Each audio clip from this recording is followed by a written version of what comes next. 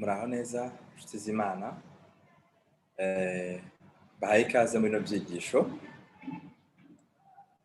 Tumaze igihe kirekire twiga, tumaze igihe kirekire tuganira ku ijambo ry'Imana riboneka muri Matayo igice cya 24. Izina ry'Imana rihabwa icyubahiro. Nshimiye Imana iduhaye aya mahirwe yo kugira ngo twongere tumbure ijambo ry'Imana, twongere tubaze Bibiliya icyo yifuza kutwigisha mu gihe nk'iki. Ndabizi neza ko aya masaha tugiye gukoreraho icyigisho agoye, ndabizi ko ari amasaha bamwe barikiri mu kazi, abandi se wenda bafite ibibahugije, ariko bitewe naho ndi nicyo gihe nabonye kiri buze kutworohera kugira ngo tugane ijambo ry'Imana.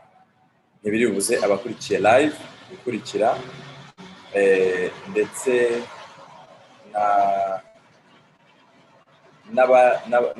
n'abaza kugikurikira nyuma icyigisho n'ubundi kiraza kugumaho nta kibazo. Ndumva mbere y'uko tubumbura ijambo ry'Imana tukabasa tukibukiranya gato icyigisho twize umusibe ejo, noneho asigaye tugakomereza kuri kino cyigisho tugiye kwiga muri kano kanya. Mbere y'uko twinjira mu cyigisho cyacu kivuga igiti cy'umutini cyarumbye, reka twibutse gatoya ejo bundi hashize twize icyigisho cyatubwiraga ku kuza kwa Yesu, aje mu gicuku, aje nijoro. Twabonye neza yuko uko kuza kwa Yesu kutavuga kuza avuye mu bicu byo mu ijuru, ahubwo ni ukuza avuye ku ntebe y'imbabazi. Niho icyigisho twize nicyo cyatugaragarizaga. Ndashishikariza umuntu waba utarakize kugira ngo akige. Ni icyigisho cyiza cyane, cyatweretse ukuntu Yesu yashatse kutwigisha icyo cyigisho yifashishaho mu gihe cyo kwa Nowa. Natwe ni ingenzi cyane yuko tumenya iyo ngingo, kuko abantu bari guhanga amaso ku kuzagaruka kwa Yesu. Ni by'ukuri kuko azagaruka, ariko dukeneye guhanga amaso yacu ku gihe cy'irangira ry'imbabazi, kuko ni ingenzi cyane yuko dusobanukirwa igihe imbabazi zarangirira.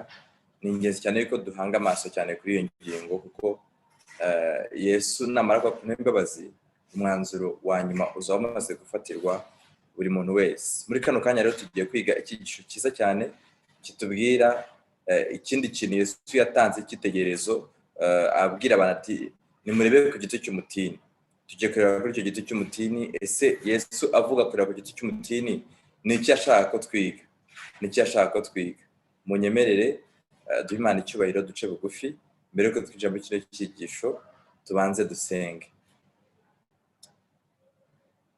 Mana yacu, Mana dukunda, turagushimiye cyane, izina ryawe rihabwe icyubahiro. Tugushimiye yuko uduha amahirwe kugira ngo tumbure ijambo ryawe.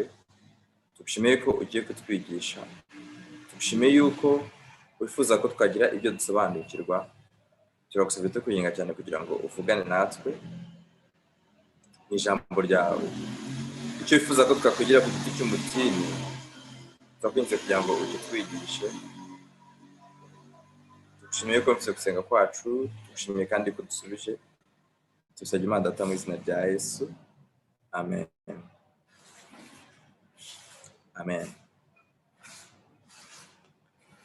Muraza kwihanganira amajwi muri buze kumva swat ay'indege, swat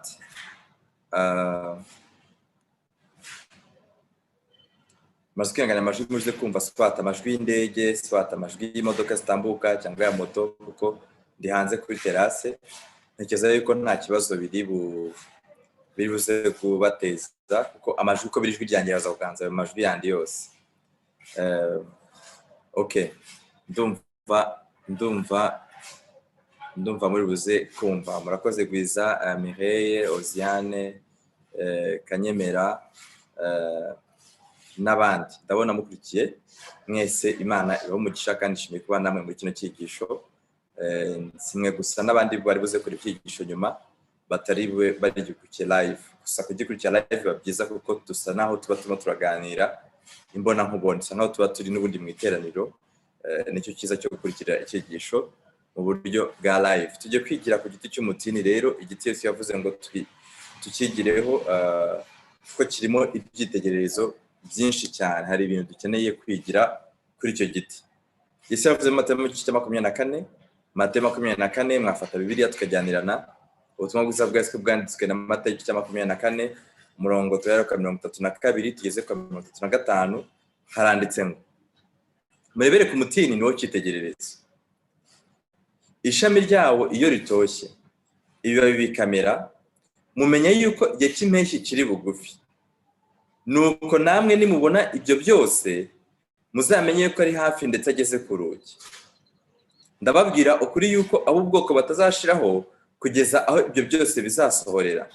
Ijuru n'isi bizashira, ariko amagambo yanjye ntazashira na hato. Amen. Yesu aratubwiye ngo murebere ku mutini wo cyitegererezo. Ishami ry'umutini iyo ritoshye, iyo bikamera, tumenya yuko igihe kimwe kiri bugufi, ndetse yuko Yesu ndetse yuko igihe kiri bugufi. Isanje avuga ati namwe ni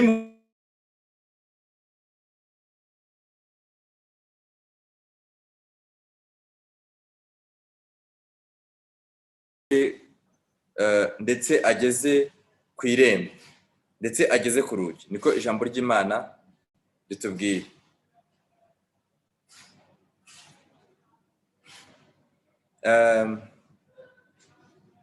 Iri somo abantu bajya barikoresha nabi cyane. Iri somo abantu bajya barisobanura nabi, kubera yuko igiti cy'umutini nkuko tugiye kuza kubireba kuva na kera byakoreshwa nk'igitegererezo cy'Abisirayeli mu buryo bw'umubiri. Igiti cy'umutini si igiti cy'umutini gusa n'uruzabibu.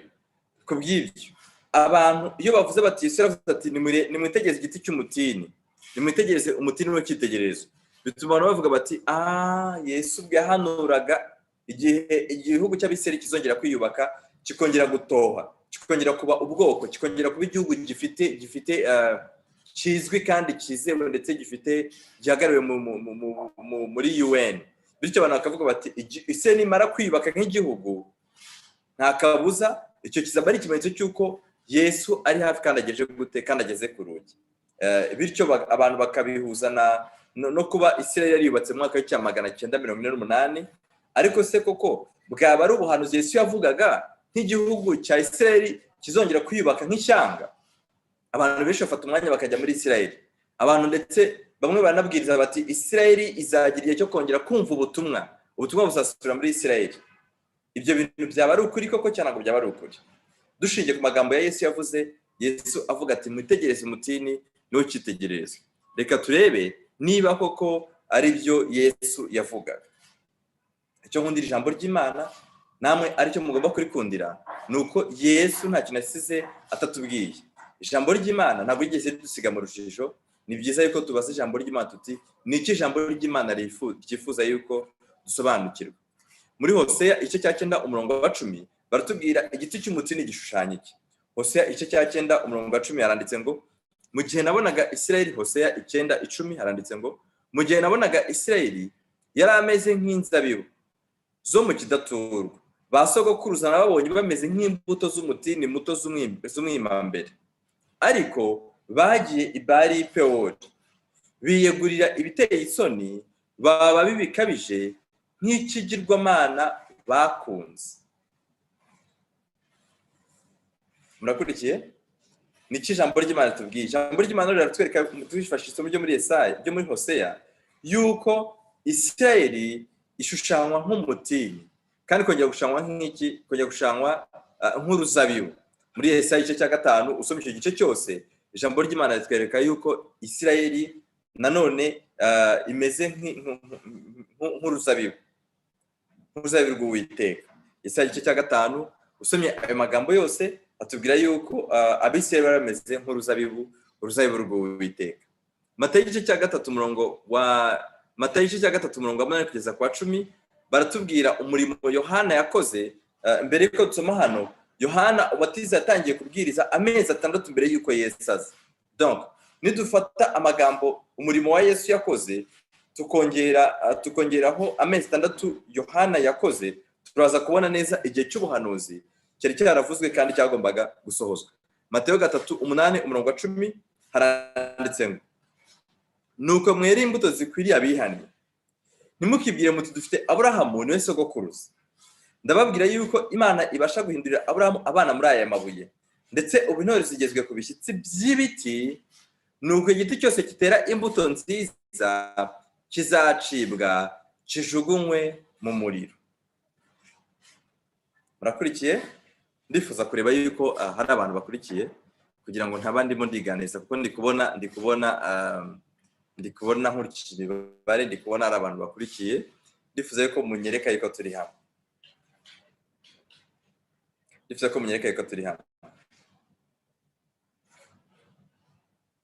Okay.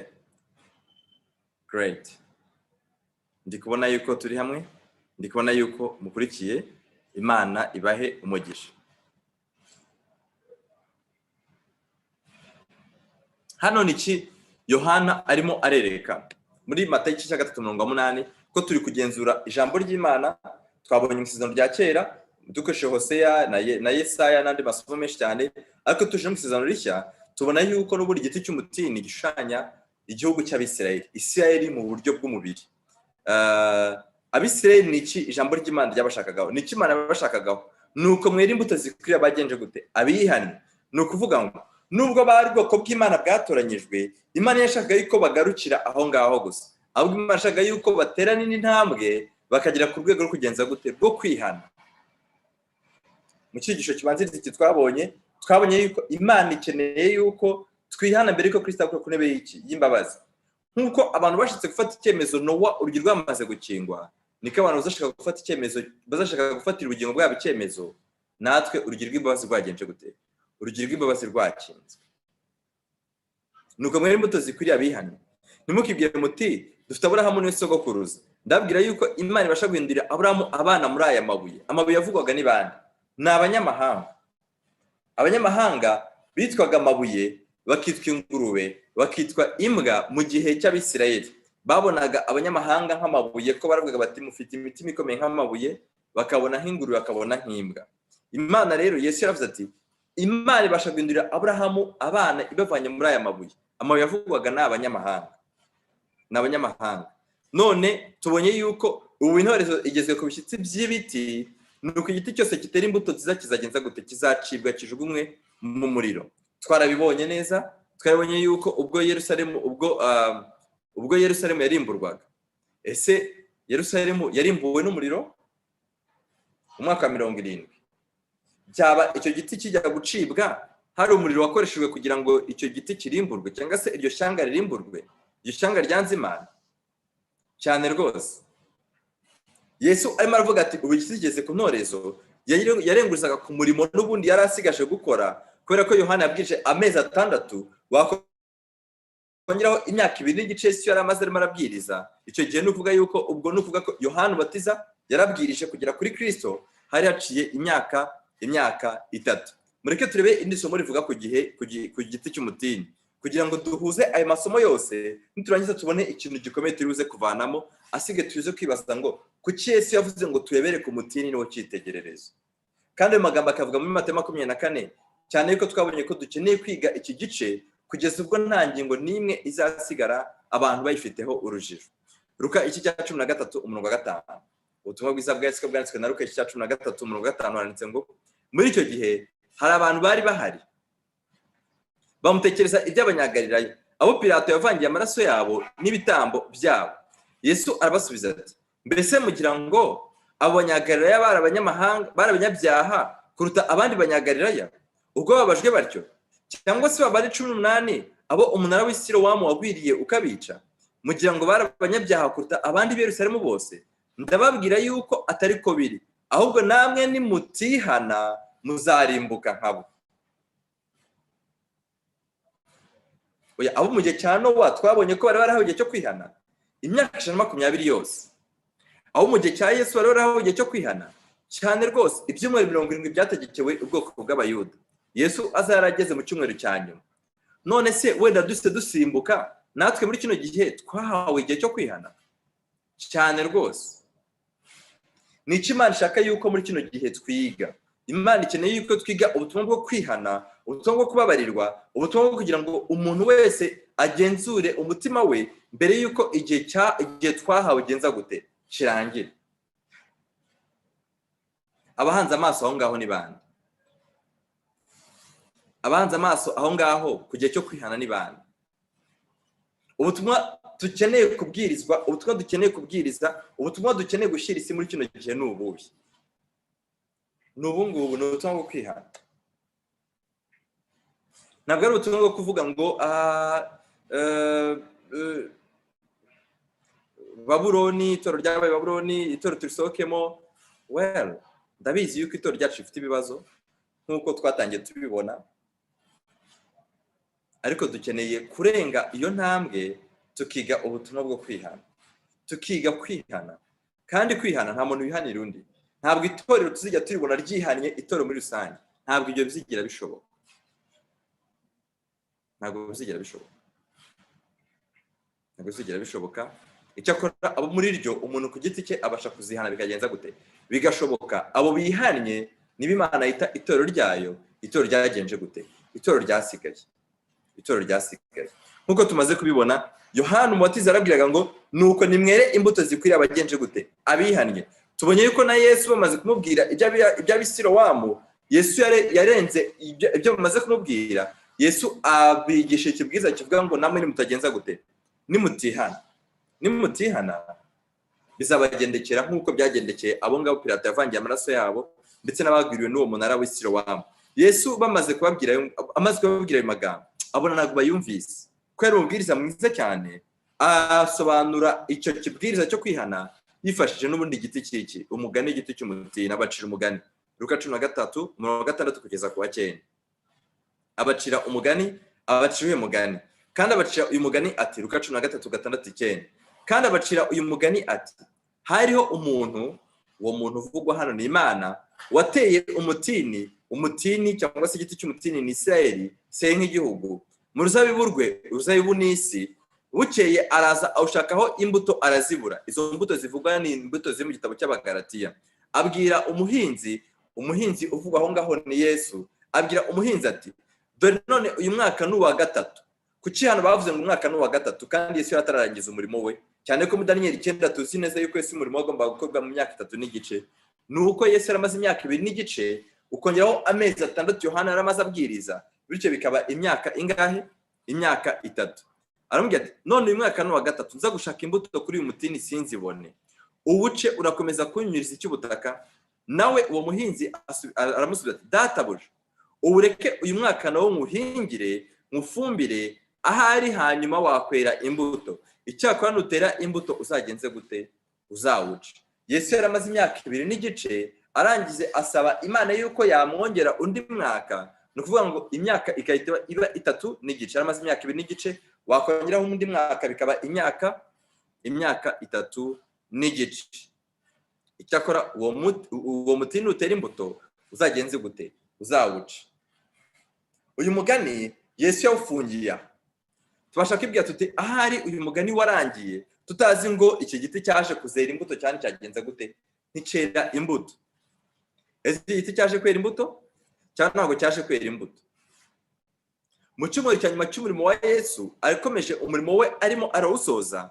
Yesu ari mu nzira agenda, yaje kunyura ku nzira, arangije ayibonaho igiti cy'umutini. Iki giti cy'umutini nicyo gita kitumara amatsiko yo kugira ngo tusobanukirwe ngo uyu mutini waje kwera imbuto cyangwa ntabwo waje kwera imbuto. Bityo bikaza guhita bituma nanone Yesu amagambo yavuze ngo nimurebere ku mutini w'icyitegererezo, nitujya kuyiga urujoro ruraza kuba rwavuyeho, kuko amaherezo y'igiti cy'umutini tugiye kuyareba. Amaherezo y'igiti cy'umutini tugiye kuza kuyareba. Amen. Matayo, munyemerere tujyane mu butumwa bwiza bwese bwanditswe na Matayo igice cya 21 umurongo wa 17 mirongo 17 kugeza ku mirongo 19. Ubutumwa bwiza bwese bwanditswe na Matayo igice cya 21 umurongo 17 kugeza ku mirongo 19. Munyemerere twasome, tugiye guhita dusobanukirwa ngo uyu mutini wahawe igihe, ese iki gihe cyawo cyaje kuzarangira. Niba cyararangiye se uyu mutini warangiye ute? Uyu mutini warangiye ute? Niba warangije igihe cyawo se kuki Yesu yavuze ngo nimurebere ku mutini w'icyitegererezo kandi yarazi ko igihe cy'umutini cyarangiye? Matayo 21:17 handitse ngo arabasiga asohoka mu murwa ajya i Betaniya ararayo. Bukeye bwaho mu gitondo kare asubira mu murwa arasonza. Yesu yarasonzeye iki? Yarasonzeye imbuto zo mu Bagalatiya, yarasonzeye imbuto za mwuka. Kubera iki? Kubera ko igiti kitera imbuto nicyo kizageza gute kizacibwa. Kana Yohana yaravuze ati nuko nimwera imbuto zikwiriye abagenje gute abihannye. Yesu arasonza abona umutini iruhande rw'inzira arawegera asanga utariho imbuto keretse ibibabi gusa. Arawubwira ati ntukere imbuto iteka ryose. Muri ako kanya uwo mutini uruma. Ngiye kubabaza munsubize kuko ndi kubona rwose hari abantu bakurikiye kandi benshi. Mpabonimana Seti, Harerimana Enoke, Gwizamireye, Jacqueline Tuyisenge, Gwizamireye, Nsengimana Aimable, Donat Bazamanza n'abandi mwese. Rwose ndifuza yuko ikibazo ngiye kubaza muza gusubiza. Munyemerere muze gusubiza. Ikibazo ngiye kubaza ni iki ngiki. Israel nk'igihugu yongeye kwiyubaka mu cya 948. Nimukora ubushakashatsi muraza kubibona nyuma ya jenoside bakorewe, nyuma y'ubwicanyi bukomeye bakorewe mu ntambara kabiri y'isi ndetse na nyuma yaho Israel yaje kwiyubaka mu cya 948. Ayo ni amateka ntago nshaka kuyatindamo cyane. None Yesu niba twabonye yuko muri biriya bari mu isezerano rya kera isezerano rishya igiti cy'umutini gishushanya ubwoko bw'Abisirayeli. Yesu aratubwiye ngo abonye igiti cy'umutini yarabwiye ngo ntukongere kwera by'iteka ryose. Ntukere imbuto by'iteka ryose. Yesu yaravuze ngo ntukongere kwera kugeza mu cya 948. Ndifuza yuko munsubiza. Yesu yaravuze ngo ntimukongere kwera kugeza mu cya 948.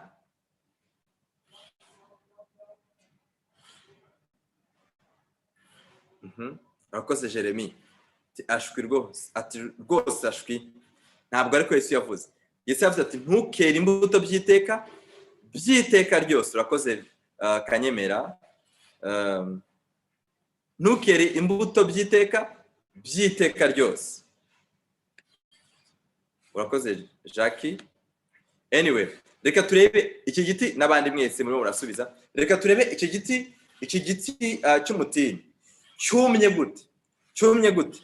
Kubera ko nkuko twabibonye Matayo 24 ntabwo wayisobanukirwa wiga Matayo yo gusa ngo uhumbure Bibiliya. Oya, bisaba gufata hano bice bigatuma umuntu akura, bigatuma umuntu agira maturité spirituelle. Matayo, mureke tujye muri Mariko 11:20-21.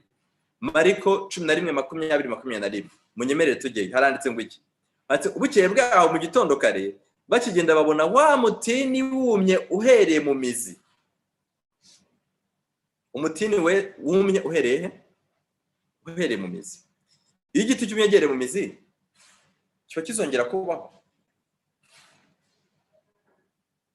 Isomo rirakomeza rikavuga ngo Petero yibutse ibyawo aramubwira ati mwigisha dore wa mutini wavumye wagenje gute warumye.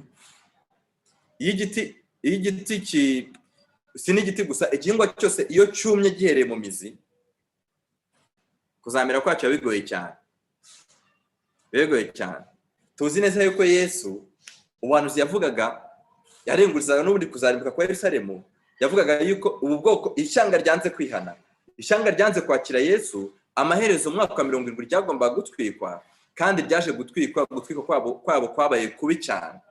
Turabizi neza yuko icyo giti cyarumye kimaze kuma kiracibwa, kimaze gucubwa kijugunywa mu muriro. Cyaje kujugunywa mu muriro ryari mu mwaka wa 70 kubera ko Yerusalemu cyase Isirayeli yarimbujwe umuriro. Iby'iki giti cy'umutini twamaze kubona ko gishanya Abisirayeli ku mubiri. None munyemere turebe iby'uruzabibu rushanya Abisirayeli. Turebe none ku ruzabibu rushanya Abisirayeli kubera iki? Harimo ubuhanuzi bukomeye nifuza yuko twiga. Sinanjye ubyifuza gusa n'Imana byifuza kubera iki? Nkuko mu cyisho kibanziza iki twabibonye, Yesu yatangiye avuga ishyanga asoza aganisha ku muntu ku giti cye. Imana ifite itorero ryayo. Ku muntu wize neza ubuhanuzi, akiganiza iby'amatora 7, akiganiza iby'ubuturo bwera, akiganiza iby'imyaka 2300, nta kabuza Imana ifite itorero ryayo riheruka yashinze mu mwaka w'844 ariryo torero ry'Abadventiste b'umunsi wa karindwi. Nyuma y'iryo torero haje kuvuka andi madini menshi cyane, ariko no kubwira iryo torero naryo Imana niba Matayo 24 irebera itorero ry'Abadventiste b'umunsi wa karindwi, ntabwo Imana ikomeje kureba itorero nk'itorero nka institution, ntabwo ariyo dukeneye guhanga amaso. Imana ishaka yuko umuntu wese uri mu itorero atangira gushyira amaso kuri yo ku giti cye, akibaza ngo ko Imana inkeneyeho kwihana, kwicara mu itorero gusa ngatuza nkarambya byaba bihagije, cyangwa kurikira umurongo banyoboramo, cyanyeneye gutekereza ku by'ubugingo buhoraho, nkeneye gutekereza ku kwihana kwanjye nkanjye kuri personnel. Iki ni Imana dushakaho, bwoko bw'Imana, umuntu uri mu itorero ry'abasigaye, Imana igukeneyeho kwihana. Imana igukeneyeho kwihana. Baje kuvuga mutese bite n'abari hanze, bite ko iki cyiciro gikurikiwe n'abantu batari Abadventiste, bite byabo. Ndabizera abagikurikiye, hari n'abanyandikiye kubinyuze kuri status bambwiye bati turaza gukurikira b'inshuti zanjye, nta kibazo rwose. Muhumure namwe, nyuma y'iyi seri turenda no kuyisoza, namwe tuzagira ibyigisho byihariye byerekana icyo mwakora, kuko ijambo ry'Imana ntabwo ryigeze basiga mu rujijo. Namwe mukeneye kwihana, ariko hari kwihana kubiri kujyanye n'intambwe mukeneye gutera. Munyemere tujye ku ruzabibu rw'Uwiteka. Matayo 21:33 gukomeza, harimo undi mugani ukomeye Yesu yaciye avuga ku ruzabibu rw'Uwiteka. Matayo 21:33 gukomeza handitse ngo, mwumve undi mugani. Habayeho umuntu wari ufite urugo, uwo muntu uvugwa n'Imana, ateramo uruzabibu. Yesaya 5 batubwiye ko uruzabibu rw'Uwiteka ari Isirayeli, muze kwasoma. Uru ruzabibu ruvuga mu Matayo ni Isirayeli. Azitiraho uruzitiro ni amategeko y'Imana, ko niyo akumira abantu ababwira ngo ntimugomba gukora iki, cyangwa se akabarinda abo hanze kugira ngo bataza kwanduza abari imbere. Byerekanye ko amategeko y'Imana ari uruzitiro. Mwazabira mu cyigisho twakoze mu byigisho byihariye bitari muri seri, bivuga kongera kubaka inkike. Niba nibuka neza titre, twabonye yuko uruzitiro ruvuga amategeko y'Imana. Acukuramo urwina yubakamo umunara uvugwamo hano ni urusengero cyangwa se isinagogi. Asigamo abahinzi ajya mu kindi gihugu yagiyemo ni ijuru. Nuko igihe cyo gusarura cyenda kugera, atuma abagaragu be ku bahinzi ngo babahe imbuto ze. Ariko murumva yuko iteka ryose iyo Imana yavugaga cyangwa se Yesu yacaga uyu mugani yatindaga ku mbuto, kandi izi mbuto twabonye ko Yohana yavuze ko ari imbuto zera ku muntu wagenje gute, ku muntu wihannye gusa. Umuntu utarihannye abasha kugerageza agafeza sambura ko afite urukundo, agafeza sambura ko afite kwihangana, agafeza sambura ko afite ibyishimo, akiyumanganya, akigira nyoni nyinshi, gufeza sambura murabyumva, akigira nkaho afite urukundo, akigira nkaho afite ibyishimo, akigira nkaho afite amahoro n'umunezero n'ibindi, nkuko ari imbuto zo mu Galatiya. None yuko iteka ryose ikintu Imana ikizeho ihanze amaso ni ukugenza gute, ni ukwihana. Ni imbuto zikwiriye abihana. Nuko igihe cyo gusarura cyenda kugera, atuma abagaragu be ku bahinzi ngo babahe imbuto ze. Izi mbuto muri uyu mugani hari imbere yo kujyanwa mu bunyage i Babuloni. Maze abahinzi bafata abagaragu be, umwe baramukubita, undi baramwica, undi bamutera amabuye. Ese ibi si byo bakoreye abahanuzi? Nibyo bakoreye abahanuzi. Muri kino gihe ababwiza ukuri ko muri kino gihe nabo bari kubatera amabuye, bari kubakubita. Kadukomeze. Yongera gutuma abandi bagaragu baruta abambere, nabo babagira batyo, nabo barabakubita, nabo batera amabuye, nabo barabica. Aho ni nyuma yo kuva mu bunyage, noneho yabatumyeho abandi bahanuzi, abatumaho abandi babwiriza, abatumaho abandi bantu bigisha ibyigisho bijyanye no kwihana kugira ngo bihane. Reka dusimuke tujye ku 37. Hanyuma ni ukuvuga ngo iki? Ni ukuvuga ko aricyo gihe cya nyuma bari bagenje gute? Bari bahawe. Nicyo tugiye gusoma kijyanye n'igihe cya nyuma bari bahawe. Hanyuma abatumaho umwana we ni Yesu, ati bazubaha umwana wanjye. Maze abahinzi babonye mwene shebuja baravuga bati, uyu ni umutware, ni mutyo tumwice ubutware bw'ubwacu. Ababivuze ni bande? n'abapagani cyane abisirayeli abavuze ko Yesu agomba kubambwa n'ibanga nabagira iki niba mwarasomye neza ubutumwa bwiza abavuze ko Yesu agomba kubambwa n'ibanga abavuze ko Yesu agomba kwicwa n'ibanga n'abisirayeli nuko baramufata bamwirukana mu ruzabibu baramwica baramufashe bamwirukana mu ruzabibu baranje bagenza gute baramwica Yesu yapfiriye inyuma y'uruzabibu murabizi ko Yesu yapfiriye inyuma ya clôture yapfiriye inyuma y'umurwa mbese nyir'uruzabibu naza abo bahinzi azabagenza ate abo bahinzi baramusubiza bati abo bagome azabarimbura bibi maze uruzabibu arusigemo abandi bahinzi bazajya bamuha imbuto zarwo igihe cyazo azabimura azanemo abandi bahinzi aruhe abandi bavugamo hano n'ibandi ni abanyamahanga none tukira nubwo turagera kuri conclusion y'icyigisho cyacu murabona tugifite kureba Isirayeli tukavuga ngo reka tuharebere gusohora k'ubuhanuzi tuti Netanyahu yavuze yuko bagiye kubaka urusengero rwa gatatu gitwaza n'abandi bigisha b'ibinyoma tukavuga tuti ibyo bavuze ati urusengero mujya mubyumva niba mujya mukurikira ibyigisho byabo abantu bajya babinyohereza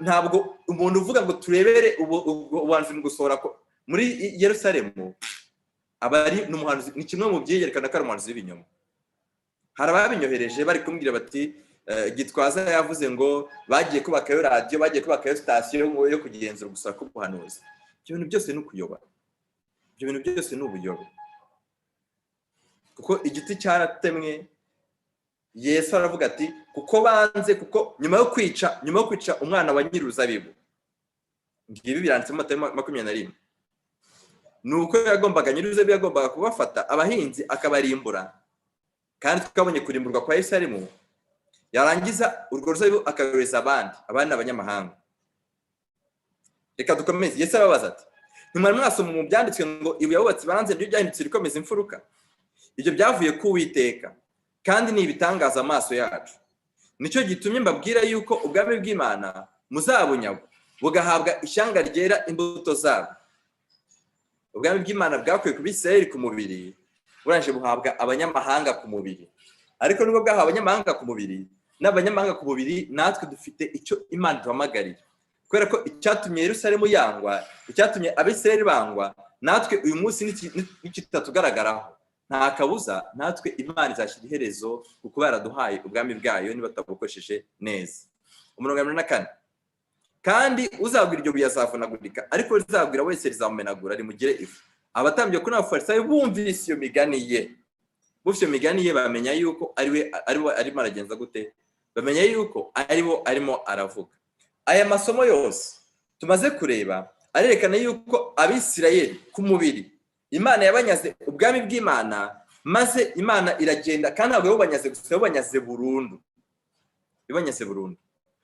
ni ukuvuga ngo iki ni ukuvuga ngo ntabwo mu cyamagana 948 bw'Isirayeli yongeraga kwiyubaka ntabwo Imana yari yongeye kubatoranya nk'ishyanga kubera iki kubera yuko bagombaga kwihana bamara kwihana akaba ari isezerano ry'Imana kubera ko dukora ibyaha twakwihana Imana ikatubabarira ariko ntabwo biyubatse nk'ishyanga ryihana ntabwo biyubatse nk'ishyanga ryemeye Imana ntabwo biyubatse nk'ishyanga ryemeye umumagaro w'Imana oya nusoma neza muri Matayo 24 urasanga kongera kubakwa k'ubu bwami atari cyo kimenyetso cyo cyerekana yuko Yesu ari hafi ndetse ageze ku rugi oya ahubwo haranditse ngo nimubona ibyo byose bibaye ntabwo ari kuvuga ngo nimubona icyo kibaye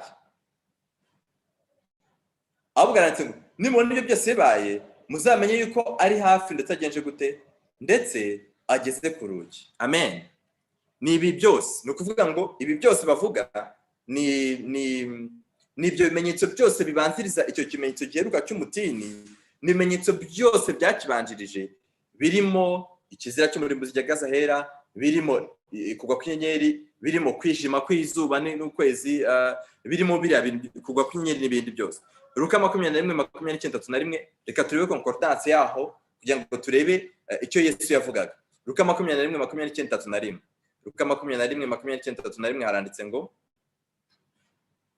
kandi abacira umugani ati nimwitegereze umutini n'ibindi biti byose. Reka isomo ndisharinge kugira ngo turebe icyo Yesu yavuze, kuko ni ingenzi cyane. Biraza guhita bikoraho urwo rujijo, surtout abigisha b'ibinyoma bo muri kino gihe cyacu bagenda bigisha. Luka 21:29 handitse ngo, kandi abacira umugani ati, nimwitegereze umutini n'ibindi biti byose. Niyo mpamvu mbasharinze iri somo, mbasangije iri somo. Yesu yabaciriye uyu mugani ati, nimwitegereze umutini n'ibindi biti byose. Ikibazo, niba dukeneye kureba kuri Isirayeli kugira ngo dusobanukirwe yuko imperuka iri hafi yegereje, Isirayeli yaba ari igiti cy'umutini igahindukira ikaba n'ibindi biti byose? Yego, ndifuza yuko musubiza.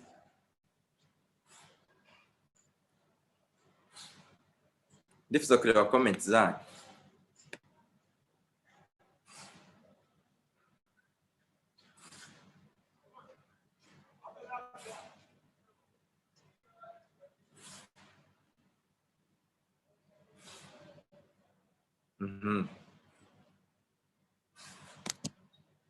Nkuko mubireba hano, naribaga comment, nkuko mubireba hano, Yesu yavuze ati tugomba kwitegereza umutini n'ibindi biti byose.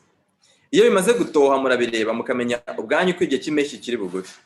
Nuko namwe nibona ibyo byose bibaye, nibona ibyo byose bibaye, muzamenye yuko ubwami bw'Imana bugenje gute, muzamenye yuko ubwami bw'Imana buri hafi. None ubwo bari ikimenyetso cyihariye dukeneye kurebera ku giti cy'umutini, cyangwa tugomba kurebera ku giti cy'umutini tunareba no ku bindi biti byose? Dukeneye kurebera ku giti cy'umutini ariko Isirayeli yego, ariko tunareba no ku bindi biti, no ku bindi biti byose. Yesu yarazi neza yuko mu Bisirayeli harimo Abisirayeli b'ukuri hakamo n'Abisirayeli b'ibinyoma. Yesu yarabizi. Kubw'ibyo ntabwo Abisirayeli Imana nta giti cy'umutini imashaka ko tureba muri kino gihe giheruka ari Abisirayeli ku mubiri, ahubwo Imana yatoranyije ubundi bwoko, kandi ubwo bwoko ni ubwoko bwakebwe ku mutima. Muri Yohana 1:23 kugeza ku 48 batwereka neza Abisirayeli nyakuri abaribo. Abisirayeli nyakuri abaribo. Yohana 1:3 kugeza ku 48 handitse ngo, cyaranditse ngo, bukeye bwaho Yesu ajya ashaka kujya Galilaya, abona Filipo aramubwira ati, nkurikira. Filipo yari i Betesayida, umudugudu w'iwabo wa Andereya na Petero. Filipo abona Natanayeli aramubwira ati, uwo Mose yanditse mu mategeko n'abahanuzi bakamwandika twamubonye, ni Yesu mwene Yosefu w'i Nazareti. Natanayeli aramubwira ati, mbese Nazareti hari icyiza cyahaturuka? Filipo aramusubiza ati, ngwino urebe. Yesu abona Natanayeli aza aho hari, amuvugaho ati, dore umwisirayeli nyakuri udafite uburiganya. Niba Yesu yavuze ati dore umwisirayeli nyakuri, haba hari Abisirayeli batari nyakuri? Yego. Yesu ntabwo ashaka ko tureba ku Isirayeli mu bigaragara mu buryo bw'umubiri. Yesu ashaka ko duhindura amaso tukarebera ku Bisirayeli ba nyakuri, Abisirayeli nyakuri, Abisirayeli badafite uburyarya. Ijambo ry'iki gihe cyakoreshejwe aho ngaho ni ijambo rivuga aletinos, rivuga Abisirayeli nyakuri, cyangwa se ikintu cy'umwimerere, ikintu kiri genuine. Natanayeli aramubwira ati, wamenyeye he? Yesu aramusubiza ati, Filipo ataraguhamagara ubwo ari munsi y'umutini nakubonye. Natanayeli aramusubiza ati, Rabi, uri umwana w'Imana koko, ni wowe mwami w'Abisirayeli. Umwisirayeli nyakuri ubwo ninde? Umwisirayeli nyakuri ni umuntu wese wizera Yesu Kristo. Kubera iki? Kubera ko Natanayeli yabonye Yesu aramwizera, aravuga ati uri Rabi. Uwizera Yesu niwe mwisirayeli nyakuri.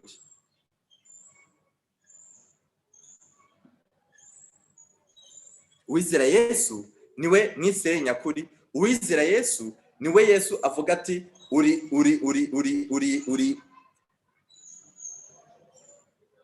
umwisirayeli nyakuri, uri aletinos, nta buryarya ufite.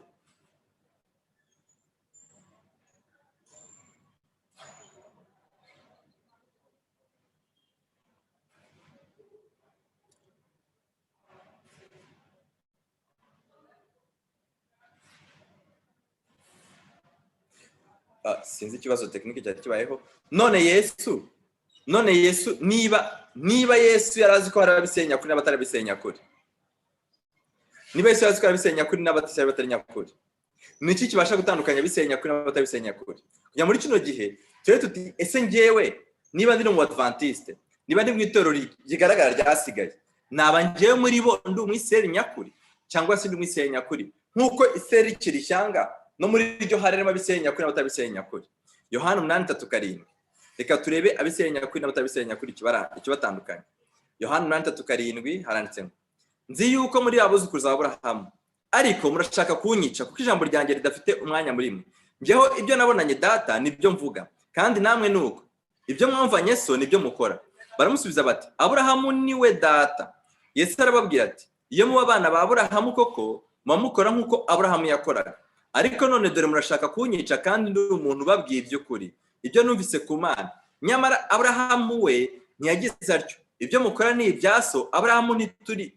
Baramubwira bati, ntituri ibyarwa, ahubwo dufite data umwe ari we Mana. Yesu mubona yuko yahakanyije abantu yuko badakomoka kuri Aburahamu. Yarababwiye ati, iyo muba abana ba Aburahamu koko, ni ukuvuga ngo Yesu yakemanze ko atari abana ba Aburahamu. Natwe muri kino gihe dukeneye kurenga kwishingikiriza kuvuga ngo turi ubwoko bwasigaye, turi ishyanga ryasigaye, tutorero ry'Imana mu rwego rw'ibigaragara, ahubwo tukamenya ngo no mu gihe Isirayeli yari ikiri igiti, no mu gihe Isirayeli yari ikiri ubwoko bwatoranyijwe, Imana yari igeze aho itakibona bamwe muri bo mu baririmo nk'ubwoko bwayo. Ariko nanone muri bo Imana yabashaga kureba abizera Yesu by'ukuri, abiyegura Imana nta buryarya, nka Natanayeli. Imana ikavuga ngo dore umwisirayeli nyakuri. N'andi magambo gitandukanye abisirayeli nyakuri n'abatabisirayeli nyakuri, icya mbere ni abizera Yesu by'ukuri, abamwiyeguriye by'ukuri nka Natanayeli.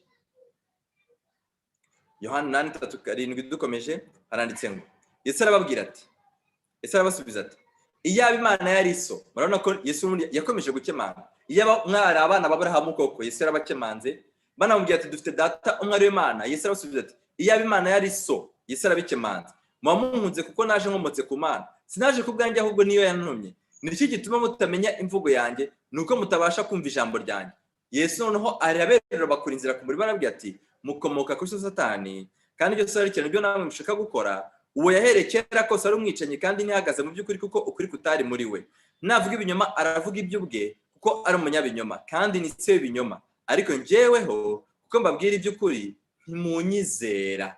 Urabona yuko n'ubundi kwizera Yesu by'ukuri aricyo gitandukanya abisirayeli nyakuri n'abatabisirayeli nyakuri, aletinos.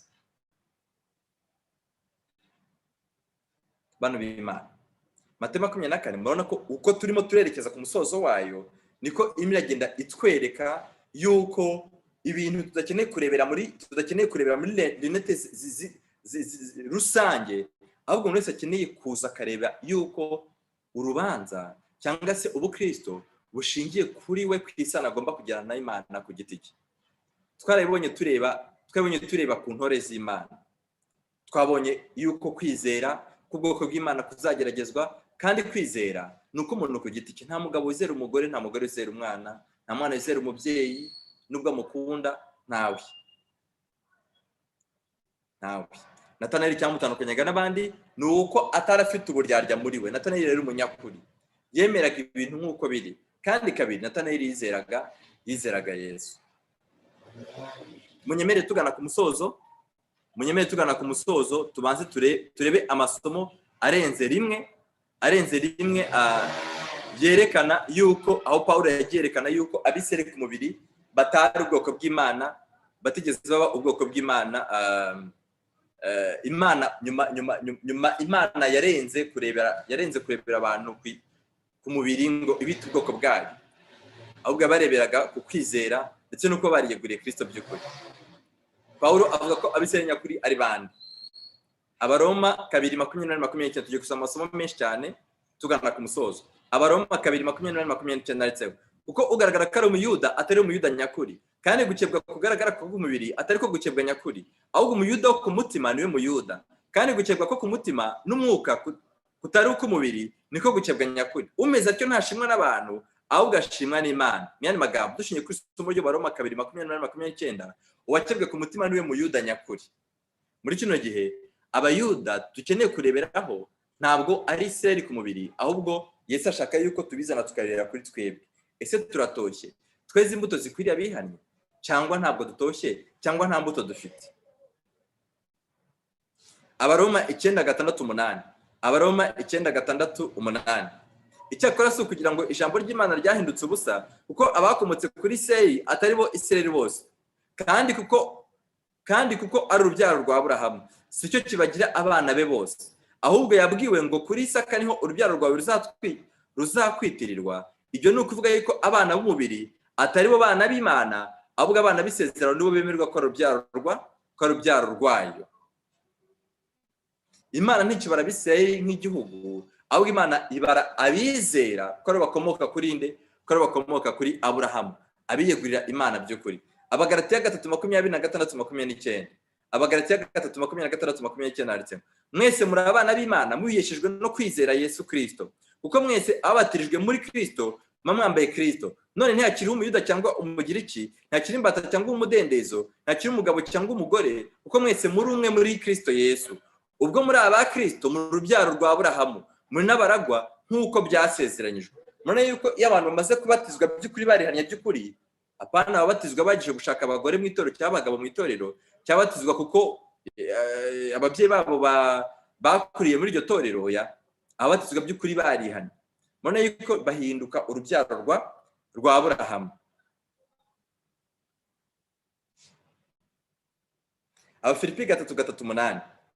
Abafilipi 3:3-8 handitse ngo: ubwo twebwe turi abakebwe gukebwa kwiza, abasenga mu buryo bw'iby'umwuka, abasenga mu buryo bw'umwuka w'Imana, tukishimira Kristo Yesu, ntitwiringire iby'umubiri, nubwo njyeweho nabasha kubyiringira. Niba hari undi wese wibwira ko afite impamvu imutera kwiringira umubiri, njyeweho namurusha. Dore nakebwe ku munsi wa 8, ndi uwo mu bwoko bw'Abisirayeli, ndi uwo muryango wa Benyamini, ndi umuheburayo w'Abaheburayo, ndi umufarisayo ku by'amategeko, ku bw'ishyaka narenganyaga itorero, ku byo gukiranuka kuzanwa n'amategeko ndi inyangamugayo. Nyamara ibyari indamu yanjye nabitekereje ko ari igihombo ku bwa Kristo, ndetse n'ibintu byose bitekereza ko ari igihombo ku bw'ubutunzi butagira akagero, aribwo kumenya Kristo Yesu, kubw'uwo nahombye ibyanjye byose, ndetse mbitekereza ko ari amase kugira ngo ndonke Kristo.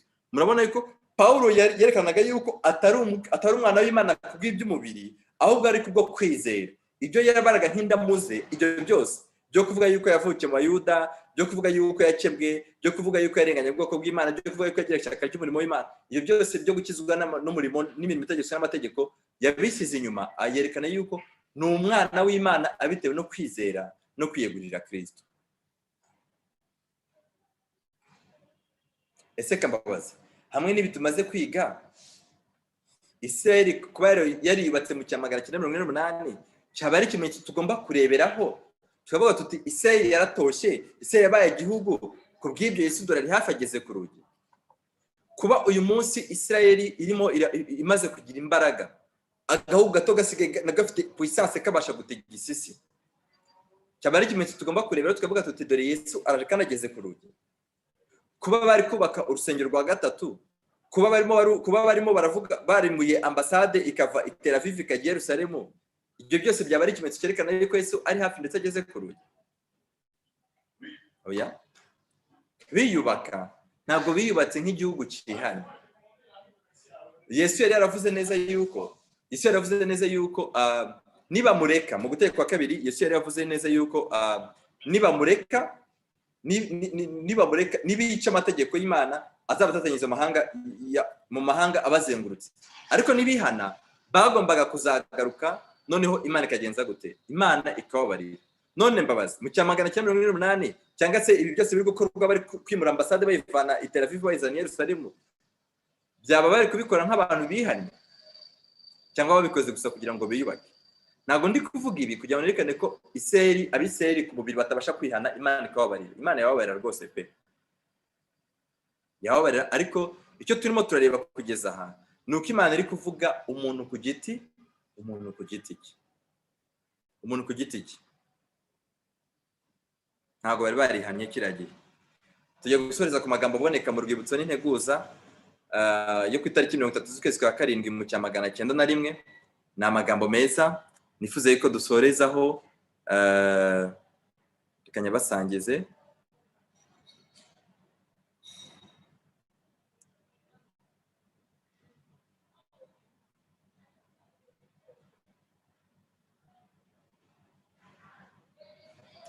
haranditse ngo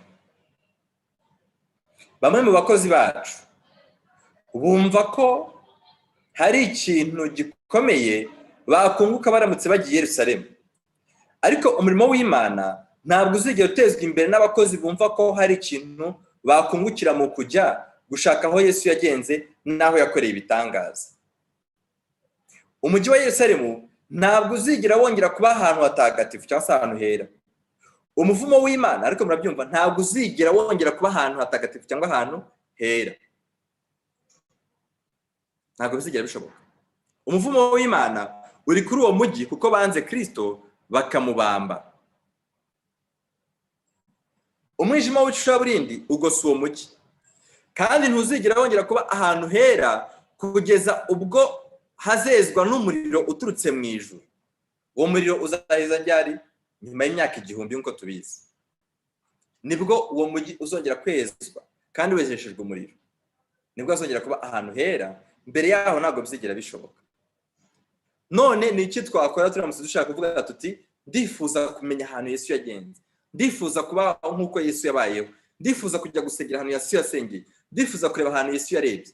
Ntabwo bikeneye kudusaba gufata amafaranga ngo dutege indege tujyeyo, ahubwo aricyo dukeneye gukora. Icyo dukeneye gukora Yesu yarakivuze hano. Ese waba ushaka kugenzura aho Yesu yanyuze? Mwitegereze ujya kugaburira abakene, jya kumureba usura abarwayi ku bitaro, ufasha abababaye, uvuga amagambo y'ibyiringiro kandi akomeza abandi. Abashaka kunyura aho Yesu yanyuze, ni abazakora nk'uko yakoraga. Umuntu wese ushaka kunkurikira niyange yikorera umusaraba we ankurikire. Uku niko Yesu yavuze. Uyu ni umuhamagaro Yesu yavuze, kandi uyu ni umuhamagaro Yesu ashaka yuko tugira muri kino gihe. Yesu arifuza yuko twamukurikira. Kumukurikira Yesu ashaka ni uko twakwera imbuto zikwiriye abihanye. Mu gihe cyose twera imbuto zikwiriye abihanye, tuba turimo turatera ikirenge aho Yesu yagenje gute, aho Yesu yanyuze. Niba twarihanye, twera imbuto zikwiriye abagenje gute, abihanye. Dufasha abababaye, dusura imfubyi n'abapfakazi, dusaba abari mu nzu z'imbohe, tugaburira abashonje. Izo mbuto zikwiriye abihanye nizituranga, nibwo tuzaba turimo turanyura aho Yesu yagenje gute, aho Yesu yagenze, kuruta gufata igihe tukajya kureba Yerusalemu, kuruta guhanga amaso yacu kujya kureba Yerusalemu nk'umubiri. Kubera iki? Ubwabyo kureba Yerusalemu nk'umubiri ni uguhusha intego. Kubera iki? Kuko ubuhanuzi buheruka buzasozwa na Kiliziya Gatolika, buzasozwa na Roma, ntabwo buzigera busozwa na Yerusalemu na Israel nk'igihugu kiri mu burasirazuba bwo hagati, kandi buzongera busohozwe na Amerika. Kubera iki? Kuko niba harushaka guhanga amaso y'ibigaragara, akeneye kuyahanga swati Kiliziya Gatolika cyangwa se akayahanga Leta Zunze Ubumwe za Amerika, kuruta kuyahanga Yerusalemu cyangwa Israeli ku by'uyu mubiri. Imana idufashe kugira ngo duhange amaso yacu aho dukeneye kuyahanga, kugira ngo tutazayobywa ko tuzasangwa tudashyitse, tuzasangwa twaribeshye. Imana idufashe kugira ngo duhange amaso yacu aho dukeneye kuyahanga, kandi twihane, kubera ko utobo kwihana nibwo Yesu yifuza ko twagira muri kino gihe. Imana iguhe kwihana by'ukuri, Imana ime kwihana by'ukuri. Nibyo mbasabira nanjye sabira mu izina rya Yesu. Reka duce bugufi Imana icyubahiro dusoza, maze dusenge. Mana yacu turagushimiye cyane, izina ryawe rihabwa icyubahiro. Tugushimiye icyisho cyiza utwigishije. Tugushimiye yuko umutini washushanyaga Israeli waciwe, uyu mutini ukaba usigaye ushushanya umuntu ku giti cye wizera, umuntu ku giti cye udafite uburyarya mu mutima we, umuntu ku giti cye ushaka kwihana by'ukuri. Tugushimiye yuko uwo muntu azatoha mu gihe giheruka, kandi ikizatuma atoha ni ijambo ryawe. Ariko namara gutoha uramwifuzaho imbuto zikwiriye abihanye. Izi mbuto zikwiriye abihanye nk'uko tubisoje tubisaba mu rwibutso n'integuza, tubonye yuko arizo zizaranga yuko turimo turagenzura aho Yesu yagenze. Turakwinjiza kugira ngo utubashe kuzigenderamo, utubashe kwera imbuto zikwiriye abihanye. Mana, utubashishe kugira ngo dukore ibikorwa nk'ibyo Yesu yakoraga, tutabikoze kugira ngo dukizwe, ahubwo tubikore ko twakijijwe, tubikore kuko twihanye. Tugushimiye yuko ijambo ryawe riri mu mitima yacu, kandi tugushimiye yuko uri bukomeze kudufungurira ndetse no kudugiye kugira ngo twige ijambo ryawe. Dufashe kugira ngo twe kuryiga gusa kugira ngo turyige birangiriraho, ahubwo dufashe kugira nyuma yo kuryiga dufate ibyemezo byo kwiyegurira. Ishimwe n'icyubahiro byawe none iteka ryose mu izina rya Yesu. Amen. Amen. Imana ibahe umugisha, Imana ibarebe neza, kandi Imana ikomeze kuduha ibi byo kugira ngo turusheho kunguka mu ijambo ry'Imana. Basabiye umugisha kandi abasabye kugira ngo n'ubundi mukomeze mukurikirane bino byigisho. Turi hafi kuzasoza iyi seri tugafata indi. Ndumva hari nk'ingingo 2 cyangwa 3 nifuza ko tuzavugaho, asigaye tugasoza, kuko Matayo 24 ntitwazayirangiza nkuko nabibabwiye. Ni ukugenda gusa turebaho iby'ingenzi, uko Imana izaduha uburyo. Ndifuza ko hari ingingo 2 gusa twazasorezaho, 2 cyangwa 3, ahasigaye tukazasoza ibyigisho byacu. Imana ibaho umugisha, mugire ibihe byiza.